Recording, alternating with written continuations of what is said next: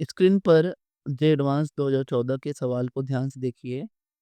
P block के इस reaction में मैक्सिमम बच्चे इसलिए आउट नहीं होते क्योंकि उन्हें केमिस्ट्री नहीं आती, बल्कि इसलिए होते हैं क्योंकि उन्हें उनकी आंखें SOCl2 और SO2Cl2 के बीच का फर्क इग्नोर कर देती हैं। IIT को रिएजेंट ब्लाइंडनेस के बारे में अच्छे से पता है। चलो देखते हैं कि ये एक सिंगल ऑक्सीजन एटम आपके +4 को -2 में कैसे बदल सकता है।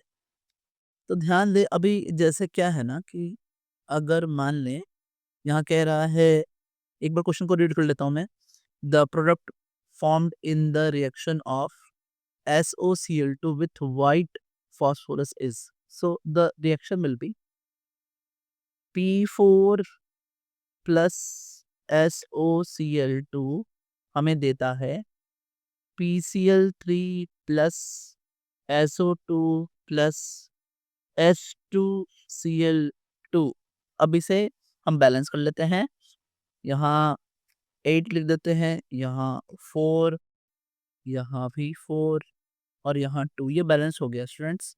अब समझिए, अगर आपने H2Cl2 की जगह SO2Cl2 सेलेक्ट कर लिया तो फिर आपका आंसर गलत आ गया है। अब यहाँ पर जो हमारा आंसर है वो आंसर है PCl5। ये है हमारा आंसर। हमने देखा ये मैच कर रहा है, तो this is your answer. Answer is a PCl3। अच्छा, अब मैं यहाँ तक अगर आप पहुंच गए हैं तो मैं आपको एक गोल्डन रूल भी देता हूं इसके लिए। इसको मैंने नाम दिया है the oxygen oxygen count rule. क्या कहता है ये?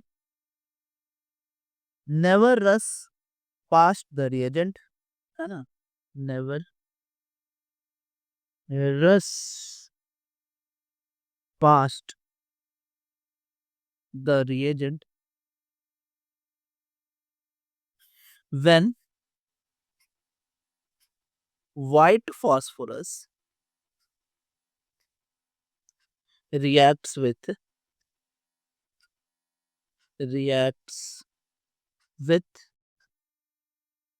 SOCl2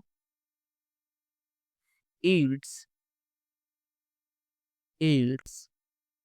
the lower chloride PCl3 while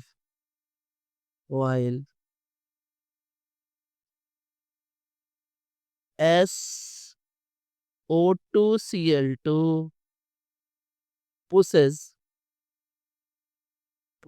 it the way to higher PCl5 chloride। यानी हमारे यहाँ कंफ्यूजन ये हो सकता है कि SOCl2 प्लस P4 से बनता है PCl3 and SO2Cl2 plus P4 से बनता है PCl5। This is our golden rule, इसे ध्यान रखें। And thanks, subscribe for more students.